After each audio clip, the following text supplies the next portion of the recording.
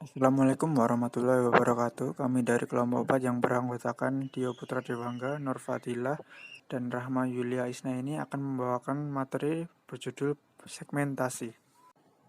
Pengertian segmentasi pasar. Segmentasi dalam pemasaran produk adalah pemetaan konsumen yang memiliki karakteristik, daya beli, kebutuhan yang berbeda-beda di dalam situasi market tertentu.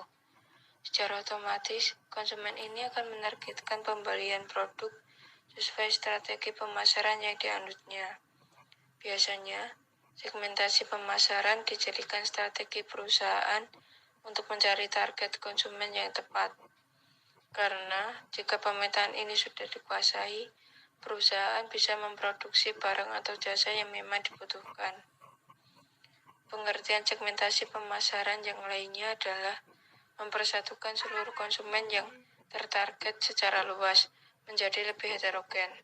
Tujuannya tidak lain untuk meningkatkan efektivitas pemasaran sekaligus pemanfaatan sumber daya produksi. Pengertian segmentasi pasar menurut ahli.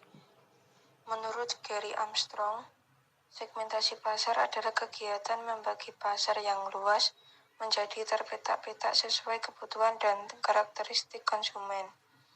Tujuannya ialah supaya perusahaan bisa melahirkan produk yang memang dibutuhkan oleh mereka. Sedangkan menurut Wright and Farrell, segmentasi pasar adalah sebuah sistem untuk membagi pasar menjadi beberapa pelanggan potensial dan tertarget, terutama untuk konsumen yang memiliki karakteristik dan kebutuhan yang sama.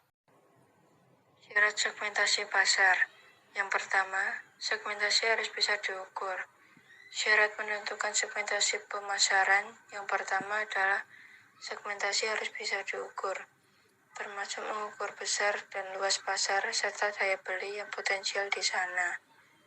Salah satu contoh hasil ukur dari segmentasi pasar adalah ketertarikan konsumen perempuan terhadap fashion dibandingkan laki-laki. Jika ukuran segmentasi ini sudah ada, tentu pebisnis lebih mudah ketika mencari pelanggan. Yang kedua adalah segmentasi pasar logis dan bisa dijalankan. Syarat yang kedua adalah membuat segmentasi pemasaran sesuai ide terbaik, namun pasti bisa dijalankan. Ini terkait dengan rencana strategi yang digunakan untuk membuat segmentasi tersebut. Jika strateginya tidak bisa dijalankan, tentu tidak ada gunanya membuat segmentasi, karena yang pasti tidak akan ada produk yang akan dipasarkan sekalipun karakteristik pembeli sudah dikantongi. 3. Harus ada target segmentasi yang ingin dicapai.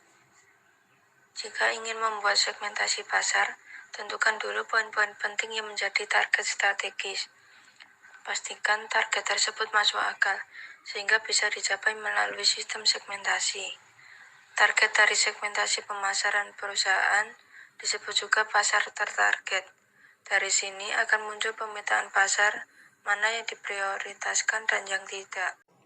Yang terakhir, pasar lebih heterogen dan target luas. Silakan buat segmentasi pasar, tetapi pastikan pasar tertarget tetap luas. Karena jika terlalu sempit, jumlah konsumen lebih sedikit. Artinya, keuntungan penjualan perusahaan juga sangat kecil. Manfaat segmentasi pasar. 1. Gagasan pemasaran lebih jelas.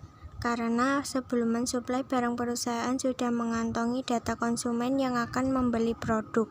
Data-data ini tidak hanya terkait dengan karakteristik dan kebutuhan konsumen saja, tetapi juga amino atau kemampuan daya beli masyarakat. Oleh karena itu, perusahaan bisa menentukan gagasan pemasaran yang lebih tepat sesuai data-data konsumen. 2. Lebih mudah mengatur produk. Karena sasaran konsumen dari produk tersebut sudah ada, sehingga pihak perusahaan tinggal memasarkan saja. Ini pula yang menjadi alasan mengapa pemasaran pasar segmentasi pasar lebih efektif dan efisien, karena peluang produk laris dibeli konsumen lebih besar dibandingkan yang tidak menerapkannya. 3. menemukan perbandingan antar pasar. Jika menerapkan segmentasi pasar tertentu, pihak perusahaan sudah mengantongi karakteristik, daya beli, jenis marketing yang disukai, serta kebutuhan pelanggan. Tidak dimungkiri terkait konteks ini, konsumen memiliki ukuran yang berbeda-beda. Karena hal itulah, pihak perusahaan bisa melakukan perbandingan antar pasar dengan melakukan pengelompokan konsumen.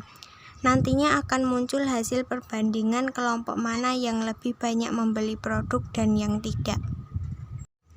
Prosedur segmentasi pasar. 1. Survei stake. Bentuk surveinya ditentukan perusahaan sendiri, baik dengan cara melakukan wawancara, tebar angket, maupun meminta saran dan minat masyarakat. 2. Analisis stake. Nantinya hasil analisis ini akan menjadi langkah awal pengelompokan sesuai dengan sikap, motivasi, dan penyebab-penyebabnya yang sama. Yang ketiga, profiling stake. Dari proses identifikasi ini akan muncul nama-nama kelompok konsumen yang akan dijadikan target penjualan. Nah, jika semuanya sudah lengkap, baru produk dipasarkan kepada mereka sesuai dengan informasi yang sudah didapatkan. Jenis segmentasi pasar dalam bisnis. 1. Segmentasi perilaku. Sesuai dengan namanya, segmentasi perilaku adalah pengelompokan konsumen yang ditinjau dari perilakunya terhadap produk yang ditawarkan. Yang termasuk ukuran di dalamnya adalah pengetahuan, loyalitas, idealisme, serta respon konsumen. 2. Segmentasi psikografis. Segmentasi psikografis maksudnya adalah pengelompokan konsumen atas dasar kesukaan dan ketertarikan mereka pada produk tertentu. Bisa juga diarahkan pada konsumen yang menekuni suatu profesi dan hobi yang khusus. 3. Segmentasi demografis. Segmentasi demografis adalah pengelompokan konsumen atas dasar keumuman seperti usia, gender, pendidikan, pendapatan, dan selainnya. Sekalipun kesannya mudah, tetapi segmentasi semacam ini membutuhkan kejelian, karena faktor keumuman konsumen lebih luas dan perlu analisis yang lebih cermat untuk menentukan kelompok pasar yang tepat. 4. Segmentasi geografis. Segmentasi geografis adalah penentuan kelompok pemasaran dengan berdasar pada tempat tinggal konsumen. Ini terkait dengan kedaerahan seperti desa, kota, provinsi, dan kepulauan.